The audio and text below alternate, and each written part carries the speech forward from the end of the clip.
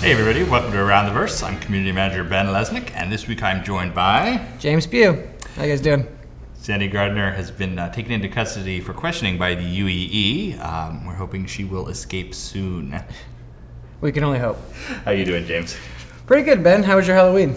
Not too bad. How was yours? We were both here. That's true. I do remember that. Did you get to have a costume and go out anywhere afterwards? The next day, so November 1st was my Halloween. I went over to my friend's house and I dressed up as Mysterion from South Park. Nice. Tights and everything. It was terrible. It was not a sight you'd want to see. I just went with my normal look, fat Mark Skeleton. But meanwhile, in Star Citizen. Yeah, so PAX Australia happened. It did. Guys went down to Australia to show off the FPS module, and by all accounts, it was a resounding success. We hope you guys caught the live stream or the repeated show afterwards. They did a fantastic job down there. We're really proud of the team at Ilphonic, which we can now say. Yes, finally. And all the guys from CIG who went down to there to support it. Nice job, everybody. It's kind of weird being able to refer to them as Ilphonic now. Ilphonic. It's fun to say. So the FPS demo wasn't the only thing there. No, Chris walked around the hangar. You might have seen some of our upcoming ships in his demo. We also revealed the Gladiator is now hangar ready, as is the Redeemer, the ship designed by TNGS Competition. And added to that, the Herald went on concept sale the same day, so you have a lot of ships you can pick up this week if you're interested. How cool does that Herald look? It is a pretty ugly little ship, but I love it. When you first showed me it, I was like, oh, okay. How does it fly? Actually, this is a good question that people ask all the time. How can we fly with our realistic physics systems in space with an asymmetrical ship? And the fact is we already have it working. If you check out the Vanduul site, it flies with one large ramming wing and one small gun mount.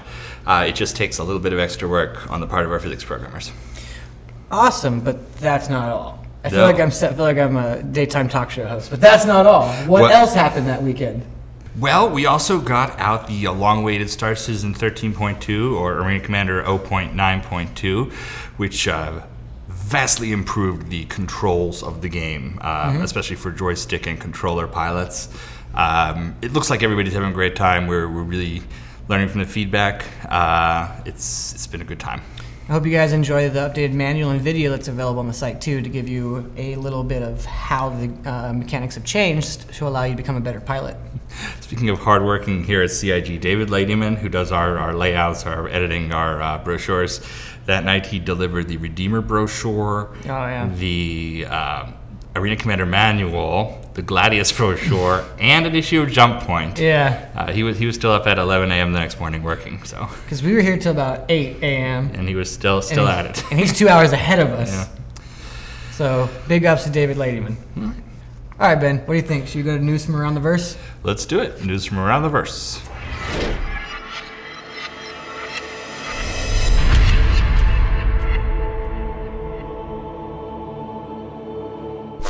We'll go module by module, and we'll start with Arena Commander. Ben? Oh, well, of course, the big news for Arena Commander is that 13.2 is out and working.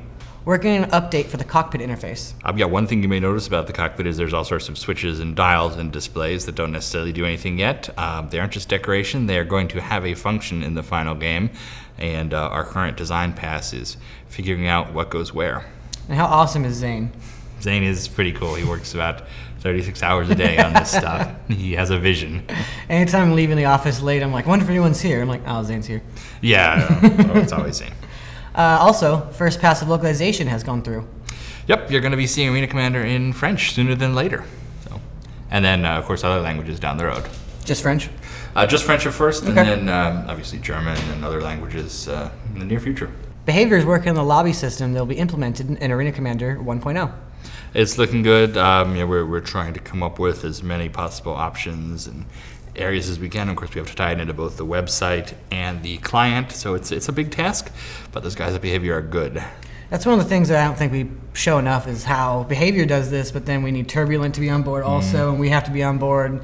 It's anything that happens has a cascade effect that all studios pretty much are involved in almost every update. Absolutely, and I mean, a lobby system may not seem like something we're going to need in Star Citizen immediately, but it's the same functionality that's going to drive a lot of our in-universe menus and a lot of our matchmaking. Let's go over to Squadron 42, multi-crew research and development. Yep, the guys in the UK are working on Arena Commander 2.0 already, and they're doing a lot of the kind of initial grunt work on multi-crew. You saw a demo a little bit ago, and they are making it a reality now. And they've also premiered the Idris. Yes, they're introducing the Idris as their test level, which means hopefully that it's close enough to done that you'll be seeing more of it in the near future. On top of that, Moon Collider is working on the FPS AI. The AI systems you've seen in Arena Commander were implemented by Moon Collider, and they are applying the same sort of work, same standard of quality to the FPS characters, especially kind of the background stuff that you don't think about, the medics that drag you away. In fact, I saw AI for Bartender go through a recent pass, so there's all sorts of things. That'll tie into our drunk mechanic. Yep. All right, let's go over the persistent universe. Interfaces, character designs, and visual effects have been done for the shop work. When you land on the planets, as you saw in the Persistent Universe demo, you'll have various people to interact with. And you want to go buy a new weapon, buy a drink, pick a mission. There's going to be AI characters you have to interact with, and they're doing a lot of that work right now in Austin. The team in Austin is also expanding the mining system. We built our initial prototype of mining on the larger scale that will be used for Squadron 42's intro missions at the Shubin station. And now we're taking some of that same thought and drilling it down to the personal mining systems that will be used in a lot of these Star Citizen ships. And work on the NPC AI is ongoing. And that's our Bartender we mentioned earlier. A lot of very specifics for the background characters, making them not just sort of basic scripting robots, but functional human beings that you can interact with. That's the hard part about the AI design. You have to make them think, but you have to design how they think. Yeah. So it's an odd concept. I remember looking at the original Wing Commander, and it was literally, if guy gets hit in this way, there's a 25% chance he goes this way, there's a 25% chance he goes this way.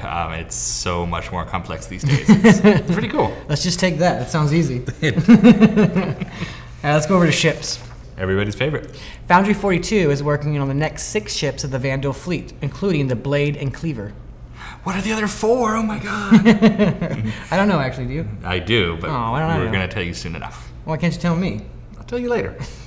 Tell me a secret now. The Avenger variants are concept locked. Now that we've decided exactly what the variants are and their base stats, we go over to concept art to figure out how they look different from the base Avenger. The Starfare and the Caterpillar are leaving concept and heading into whiteboxing. We know you guys have been waiting for these. You're going to be seeing more of them in the, not the immediate future, but the near future, I would say. There's a sliding scale of such things. Are you saying soonish? The important thing is we're thinking about the Caterpillar and the Starfarer again. Starfarer will be used in the intro to Squadron 42. Caterpillar will not, but it's getting into the hangar anyway. So Ben, what do you say we look at some behind-the-scenes footage from PAX Australia? I'm ready. I want to see all the work that went into that project. All right then, let's go to it. Welcome to PAX Australia, and we're here to represent Star Citizen.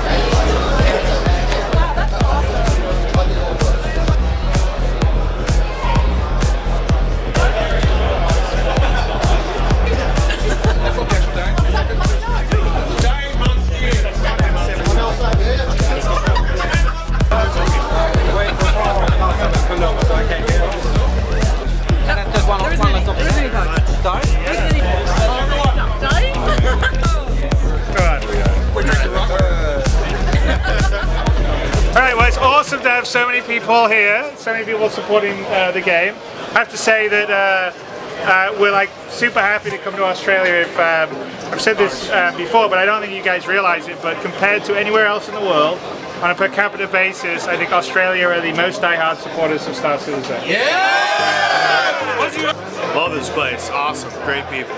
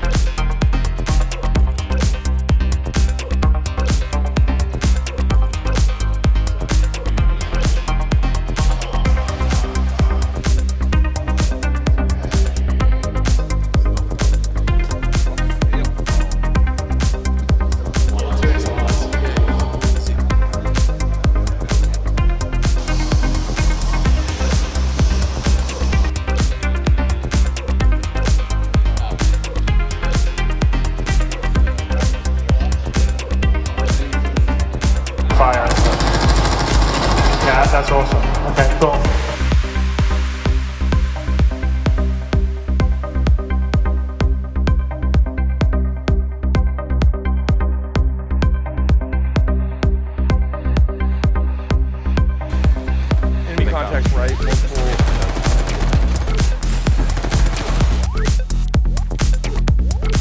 Watch out, they're using first shield. I'm hit. Rodney, you got me? I got you. Hey guys, keep that a high rate of fire up while he's healing me up.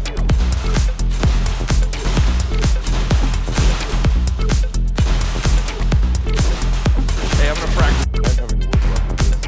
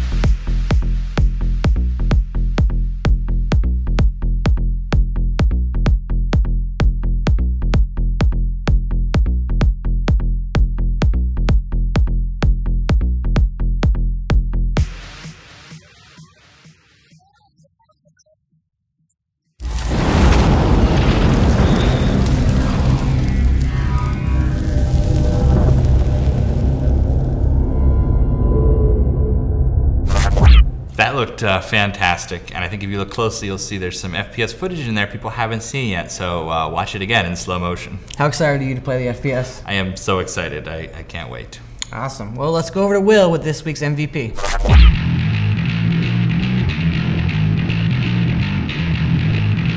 Hey everybody, I'm lead moderator Will here to bring you this week's MVP. This week's MVP goes to Jeffrey Yen for his thread where he translated all of our Star Citizen lore into EPUB and Kindle format.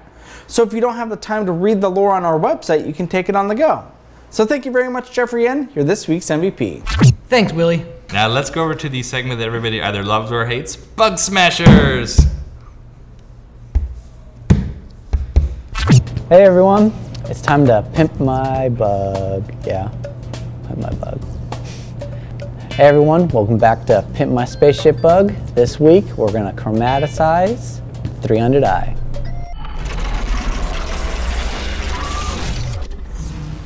Bug Smashers! Alright, hey everyone, here we are in our lovely 325, and as you notice, we got a problem. Our engine here has our chromatics, our little chrome, but our standard ship here in multiplayer does not have any chrome whatsoever. And that's a problem.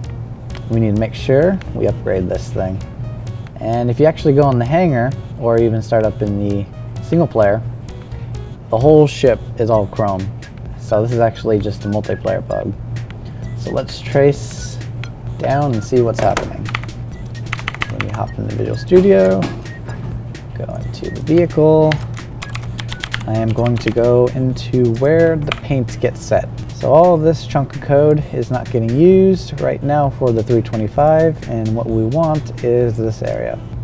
So I'll pop a breakpoint, kill myself. Oh no, I have died.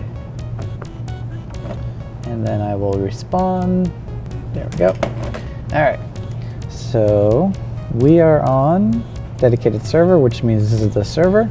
We'll step through it, and we are getting our new material, our chromatic material. Still going, still going. Up, it looks like the server's doing it, right? All right, let's see what the client does. Pimp my ride. No, pimp my bug. Now we're in the client. Yep. And we'll step through it. Step through, and look at that. We did not get any material override from the script. So what was happening, or what is happening, is this script property, or prototype material, gets populated by the entity archetype. And unfortunately, the client has no idea what entity archetype it was, therefore it never actually populates these properties. So what we're going to do is fix that. So I'm going to go into the init function. I am going to add a little bit. This little bit of code will serialize some stuff before it creates the vehicle. So we'll make sure that we have the right modification, the right paint, and what we're going to do is make sure it has the right archetypes on the client. So we are going to serialize the name and make sure that we have the correct archetype. So what this will do is it'll create the vehicle, set the information we need, serialize it, then the vehicle will now get the information back in this little block. So now that we have the serialized name, we need to go into this little init function, which gets called right when the entity gets created, and we are going to populate the script table. So we get the archetype, it will then get the entity properties and then populate it so that when we go into and we get down here, it will actually load the material that we want. So let's build this sucker. Go back to init. And now I'm going to launch dedicated server. Debug gets all the asserts. Now I'm going to launch my client, and then if all goes well, I would have pimped my 325 into a chromatic machine. These things get ridiculous. All set. Alright, and now, so we popped in game, look around, and we have successfully pimped 315 into a chromatic machine. Look at its glory. Woo! Look at that engine. And that's today's bug fix. So today's bug had something to do with the 315 and why it was implying its chromatic skin. So as we learned, when the entity gets created on the server, it gets spawned by something called an entity archetype, which allows us to basically save off a bunch of different settings. And when the client got created, or the client version was created, it didn't know it came from an archetype. So a lot of its script properties just didn't exist. So the fix was to serialize the archetype name so that the client could load up the archetype and go, hey, this is what I should be using. And with that successful change, we now had a chromatic 315, thus pimping the bug. Hey everyone, this week on Pimp My Bug, how to make the 300i very chromatic. Thank you for watching. Thanks, Mark. Keep smashing them. And now over to Will, who's interviewing our new 3D artist and TNGS alum, Daniel Kamentsky. I think that's right. Thanks guys, I'm here with Daniel Kamentsky, our associate 3D artist. Why don't you tell him a little bit about what that means? I'm basically in charge of modeling small components right now, and then basically I'm still working my way into the pipeline, so eventually I'll probably work on bigger ships and just like materials and stuff. So just generally working on 3D stuff and making the game look pretty. Cool. And where would everybody know you from? Oh, I'm from the next grade Starship. I was part of Team Shimapan with Gage Homan and Simon Ma. We made the Brutus. It was a really fun experience. Lots of time and sweat and just man hours. Yeah, we heard that it was pretty stressful. Do you feel that way as well? Yeah, I mean, I felt some stress, but really Simon Ma, like, he's a beast and he took a lot of the stress. I remember staying up late with him being like, whatever you need, man. So yeah, it was definitely stressful, but it was a lot of fun. I mean, this is the best job ever, so it's fun to. Cool. Well, we put up a forum on the thread and asked people to ask questions. So let's go ahead and get started. Rogue Token would like to know, how does it feel to work for CIG and how does it compare to the blood, sweat, and tears from TNGS? It's honestly like, here's the thing, TNGS, I feel like if you got involved in that competition, it was because you love this game, you love the aesthetic, and you love what you do, and then you love it enough to do it in your free time. And coming here and getting paid to do something I love is just a dream come true. I mean, it's the best job I ever had. And so you obviously knew about the game beforehand, and you fell in love with it. What's your favorite ship so far? My favorite ship is definitely the Mustang, but if I had to pick my favorite company, it would be Origin. I really love the fusion of like jet fighter with sports car. It's like the M50 especially. I still like, I look at that in my free time, I'm just like completely blown away. That actually rolls into our next question from Sploosh, who asks, which ship manufacturer style meshes the most with your own personal design philosophy, and how has it been adjusting to life at CIG from what was once a hobby? It's a lot of work, definitely, but I enjoy what I do, and so it's still fun. I still definitely enjoy it. And I think one of the coolest things about being here at CIG as opposed to working on something on the outside is I have the inside scoop on everything. I get to see all the guns in game. I get to see all the ships in game. I get to like look around the hangars and really like take apart what the game is. As far as like what my favorite manufacturer blends the most with my style, I personally like high end utilitarian stuff, like stuff that just looks like it should work. And for me, with the armaments, it's Gleason Tactical, just because they have a totally like, you can see the magazines going into the guns. You can really get a feel for how this thing fires. And on the ship's side, actually, even though I love Origin, I'd definitely say Anvil is more like my personal aesthetic, just because their ships are really uniquely designed, but they all look like they have like such high detail and such like little greebles and cool bits. Russell asks, what, if any, inspiration from current or near future aviation has inspired your work on ships? Do you help with any other 3D modeling outside of that? So right now I'm actually not really working on the ships. I'm working more on the components. I did some minor help with the Redeemer, which was actually kind of fun. But for me, I've been looking a lot at for the guns, the way that they work, like AA guns on ships. So like anything with like a awesome recoil or like has a really like military look to it, even though our guns are more manufactured. I don't know about aviation right now, but if I were to make a ship, I'd definitely be looking into like jets and stuff like that, and helicopters. Helicopters are a really cool inspiration for ships. That's actually the Brutus, a big inspiration for that was like a Russian military helicopter. You draw your inspiration from everywhere. Now you mentioned weapons a couple of times. In FPS, what type of a person are you? Are you running around with a shotgun, a rifle? What do you favor? Mid-range. I'm M14, semi-automatic. Have you ever actually gotten to fire a real weapon like that? The biggest thing I've ever fired is the 22, but I do eventually want to like fire bigger guns. It's really, guns are so much more big and loud than what they're made to be in movies and video games. It's really interesting to like and that's something I'd carry over into the way that the guns I want them to feel in our game. Is I really want the guns to like have a kind of weight to them to make you feel like when you fire this thing, it's like it's going to do some lethal stuff. Yeah, we should go out to Vegas sometime. They allow you to fire those things up there. They actually have a grenade launcher that you can fire. Jesus. Our next question comes from I don't know how to pronounce this. Samhot? Anyways, how would you say that the 3D modeling and asset creation process is different at CIG than what your team did during TNGS or what you did as a student?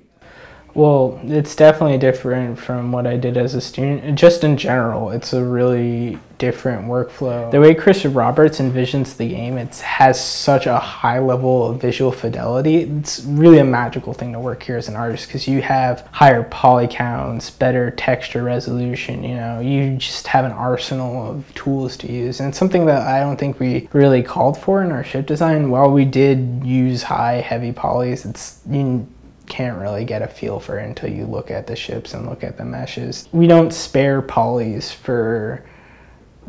to crunch. We model all the detail in that needs to be modeled in. We'll throw extra edge loops on things if they need to be added in. So it was something that I don't think we really expected in the competition, but that's the way it is here. Now you've mentioned school a couple of times. What school did you go to and what did you go for? I originally went to school in Maine to get like my base art degree, or like just learn fine arts. But then I found that I love digital art and I went to transfer to the Savannah College of Art and Design. And there I was an ITGM major, which is interactive games and media blah. But I went there for 3D art and game art. Did your teachers know about you being in TNGS? Did they help you at all, anything like that? It's one of those things that, like, I feel like if you're going to school for game art or you're doing mods on your own, you really gotta like push yourself. I mean, our teachers did help us a lot. We had a lot of really interesting people from the industry come in and talk to us about what they're doing, and we had a really nice environment for us to like create art where, you know, you don't have to worry about going to work the next day and you have a community of people to share your art with. But at the same time, you really do have to like push yourself constantly. It's about self-motivation. Going to school for game design, you're not going to get like education handed to you on a platter. You still have to seek it out and like really work on it. Was there a game or person's art that you look to heavily to draw inspiration from, or is your favorite? I like a lot of the game artists out there, so like Lone Wolf, Torfrick, Polygoo. Their hard surface modeling and the way that they can get into a game engine, it really inspires me to like push my game, you know, just become a better artist. And our final question is from Drang Meridian. What advice would you give to others aspiring to submit user content for Verse in the future? Just do it. I mean, it was cool having TNGS and having that whole framework there, but I think like if you want to like make a thing for this game, just go out and make it. Try and make it as cool as you can. Share it with the community. Let us see what you're doing. Look at me, I'm here now. Yeah. It's all about how dedicated you are to this game, and I mean, this game is incredible, so who wouldn't want to create art for it even if you're not getting paid? Cool. And before we go, what is your favorite race so far? What if you could build a ship for a race, what would it be? I always play as humans. I'm a sucker for that. I like that we have alien races there, but I always like playing as the human just because that introspective that you get, even though it's interesting like in Star Trek to see like how humanity really becomes its own thing. It gets like it becomes equal, you know, everyone's on the same level because you have aliens now. You can see the human race as a human race. Mm-hmm. Cool. Well, thank you very much, and back to you guys. Thanks, guys. It's really cool to have Daniel here. It is. That's another TNGS alum we have here now. Yeah, and another backer turned employee along with Toast and myself. It's Toast. Pretty cool to bring people who already believe into the game into the project. I can't call him Steven. I can't either. He's always going to be Toast. Yeah. All right, well, coming up next week, we're working on a minor patch that should correct a few nagging issues. And you all have a couple more days if you're interested in picking up a Redeemer with LTI or a Herald. The Redeemer and Gladius will be available long-term after this, but without LTI. Awesome. Well, let's take a look at this week's art sneak peek. Check it out.